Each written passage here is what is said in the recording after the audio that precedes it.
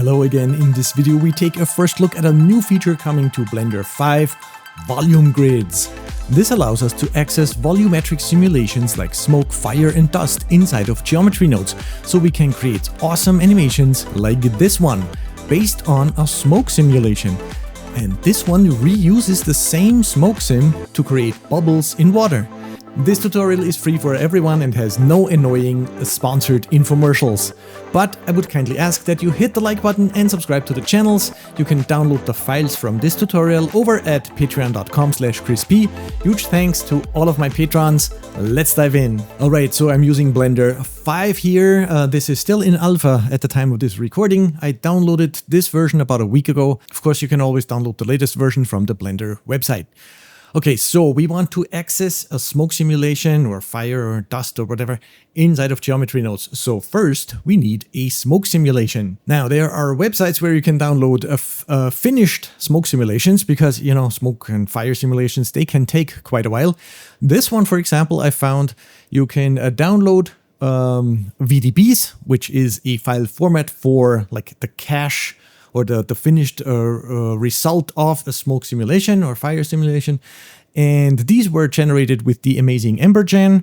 And you can see here. So these are free to download and free to use. But of course, we can also create our own smoke simulation inside of Blender with the advantage that we can always tweak everything, you know, to make it look exactly how we want it.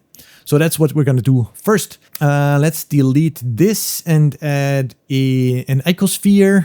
So with this selected, we go to Object, Quick Effects, Quick Smoke. It creates a smoke domain object for us, and this is a smoke emitter now.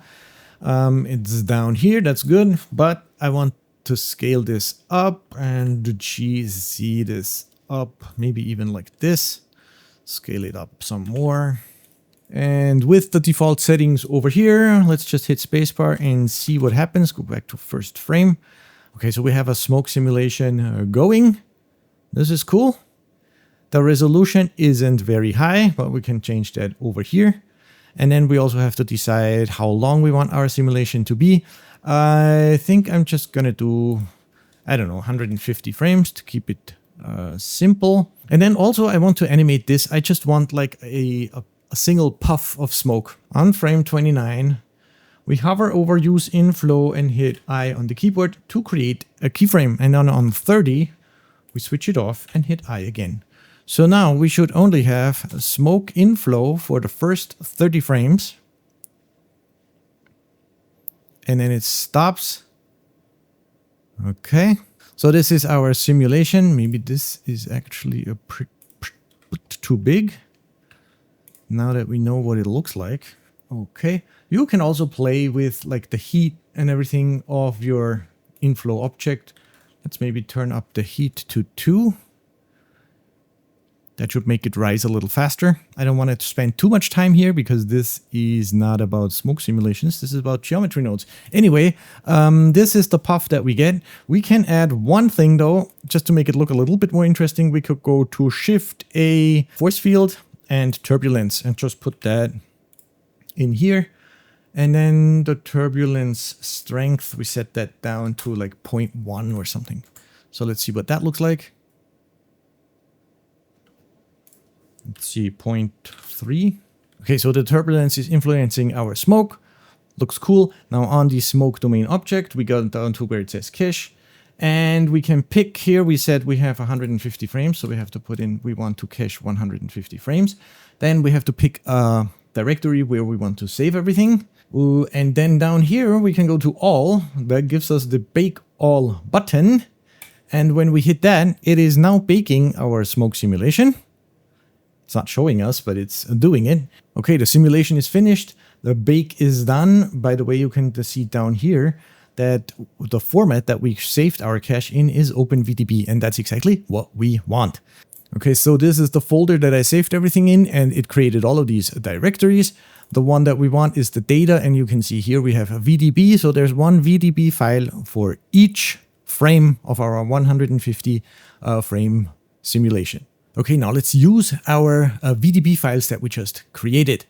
Let's select everything and delete this. So we have 150 VDB files. Now we can just select all of them and simply drag and drop them into Blender. Okay, so that gives us this. We can move it into the center. And we have the smoke sim in here. Bring it down. And if I hit spacebar, set the N to 150, we have, this is now reading the cache files from the VDB files. Now this, what you're seeing here, this is the smoke density. So if you go over to this tab here, this is the information stored in the VDB file. We have the density, the flame. We didn't have any flames in our simulation. Shadow temperature and velocity. The cool thing here is the velocity is a vector. So each voxel in our simulation has a velocity vector. And of course, you can always view a vector as a, RGB for the XYZ. So that's what that gives us. And we can access this data, all of this, inside of geometry nodes. So let's jump over. With our simulation fluid data object selected, we create a new geometry node, node 3. And you can see here we have the new data type in here, which is volume grids. And that's also the density flame and all of that. Now, how can we access this information? There are new nodes in Blender 5 now. And to get to these new nodes, you have to go to your preferences. You have to go to the interface tab and enable developer extras, which gives you this tab here, experimental, and then you enable the new volume nodes. This is new in Blender 5, and this gives you new nodes. So shift A volume, you can see you get named grid, grid info, sample grid. Now the naming I think is a little bit confusing because we also have the mesh primitive grid, and I think the volume grids should be called volume grid. But well, for now we know what we're talking about, so we can get one of these out of this input geometry by simply getting a named grid. Okay, let me plug that in like that. So here we can select which grid we want. For example, let's take the density. And now here we have the density grid. So how could we visualize this? For example, we could distribute some points onto this density grid. So there's also a new node. Let's just drag this out and go distribute points in grid. So this is basically the same setup now as doing distribute points in volume, I think it's called. But now we're distributing it based on the density. We can increase the density and we should see some points here. Now we can, of course, instance something onto these points, for example, an icosphere. But of course, we have to bring the radius way down. Switch off the overlays. Well, that's a little bit too small. Okay. What else could we do? We could try and get the color from the velocity. Yeah, let's try that. Okay, so let's get another grid from this geometry. We want the velocity. That gives us a vector. Okay. Then we have to get the velocity out. So we have to sample the grid. In this case, this gives us a vector. And we want to put a store named attribute of, we want a vector for each instance, because here we have instances of icospheres. And we want to name it, let's call it V for velocity, and that's the velocity we want to store. Okay, so now in here we have the V velocity stored that we can use in the shading. So let's go over to shading, give this guy a new material. We don't want principled volume. We want a, let's do, that's just a principled BSDF. And for the color, we want a color attribute, the velocity V. Well, actually it's a vector, but we can use it as a color. So we should see something, except that, of course, our geometry doesn't use this material yet. We have to go in here and go set material. I guess that one. Okay, that should work. wait a second. Shading, we have to switch this to instance. Yeah, okay. Because we assigned the V value, the named attribute, to each instance. So now we have to tell the shader, take the V from the instance.